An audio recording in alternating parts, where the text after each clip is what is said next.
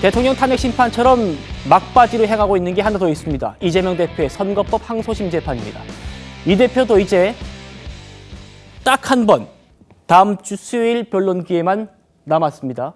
어제 이재명 대표 측이 회심의 증인을 한 명 불렀는데 되려 이 대표에게 아주 불리한 증언을 했다고 해요. 국토부 협박 발언과 관련됐습니다. 국토부가 요청해서 한 일이고 공문이 왔습니다. 이걸 가지고 만약에 안 해주면 직무유기 뭐 이런 걸 문제 삼겠다고 협박을 해서 이재명 대표가 항소심 재판 첫날에 증인을 13명이나 신청을 했거든요. 그런데 재판부가 정말 핵심들만 불러라 라고 제지했고 이재명 대표 측이 고르고 골라서 신청한 증인일 겁니다. 전직 식품연구원 관계자 문답 바로 보시죠. 재판부 앞에서 검사가 이렇게 묻습니다. 국토부가 용도 변경을 하지 않으면 문제 삼겠다고 했습니까? 하니까 모르겠습니다라고 답을 해요.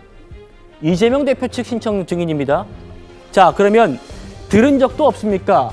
하니까 없다고 답합니다. 그리고 이재명 대표 측이 이렇게 물어요. 증인이 청사 이전에 사업단장을 맡은 뒤에 정부 입장이 바뀌면서 이전 대상 공공기관의 매각, 지연 책임을 떠넘기면서 압박했느냐? 그런 일은 없는 걸로 알고 있다. 이재명 대표 신청 증인이 이렇게 얘기했습니다. 교수님, 네. 앞서서 1심에서요. 성남시 공무원들도 협박 없었습니다라고 증언했단 말입니다. 어제는 이재명 대표 측이 부른 핵심 증인 13명 신청했는데 그중에 골라서 부른 증인이 협박 없었는데요 라고 얘기하고 있어요.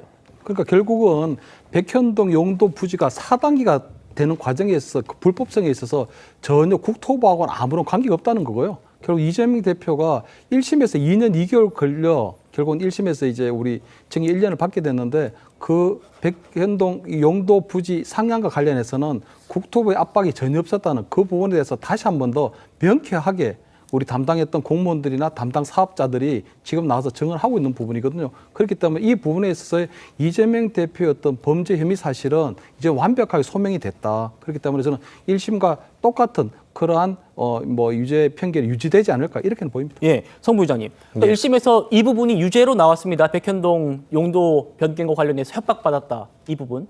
허위 발언이라는 거예요. 국토부가 협박한 게 아니고 성남시, 그러니까 시장이었던 이재명 대표가 스스로 결정한 것이다. 이게 1심 재판부의 판단이었거든요.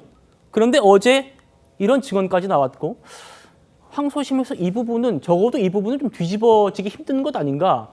어떻게 보십니까? 그러니까 분위기가 좋진 않은 상황인 거죠. 그러니까 저도 작년에 그 재판을 할 때 그 전 국장급 그 관계자가 나는 압박을 받았다라는 증언을 했던 걸로 알고 있는데 저는 그 사람을 어제 부른 걸로 알고 있었거든요. 근데 지금 나와서 발언을 한 거 보니까 지금 입장이 바뀐 건지 원래 이랬던 건지 그리고 심지어 이재명 대표 측에서 지금 요청한 증인이라고 그러니까요. 하니까 이거를 내용을 확인을 했는데 저 사람의 입장이 바뀐 건지는 전 모르겠습니다만 지금 이 우리가 봤던 저분의 A 씨의 증언만으로 봤을 때는 상당히 불리한 상황이 된 거죠. 왜냐하면 이재명 당시 성남시장이 압박을 느꼈다라는 이야기를 본인이 압박을 느꼈다고 한 것이 아니라 공무원들이 느꼈다라고 했기 때문에 본인이 증언이 아닌 다른 누군가의 특정인의 증인이 필요한 거잖아요. 그런데 지금 특정인의 증언을 위해서 지금 부른 건데 그 관계자가 저렇게 이야기했다면은 지금 재판 상황은 그렇게 좋지는 않아 보입니다. 제가 봤을 때 이 마지막 변론기였기 때문에 이거를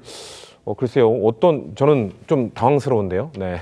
이재명 대표 측도 당황스러울 거로 봅니다. 왜냐하면 변호인 측에서 부른 증인이기 때문에 제가 알기로 분명 압박을 받았다고 증언한 사람이 있다고 저는 들었었기 때문에 네. 그 사람을 마지막으로 불렀을 거라 생각했는데 입장이 바뀐 건지 그건 확인을 해봐야 될 것 같습니다. 이재명 대표 측이 당황스러웠을 것이다.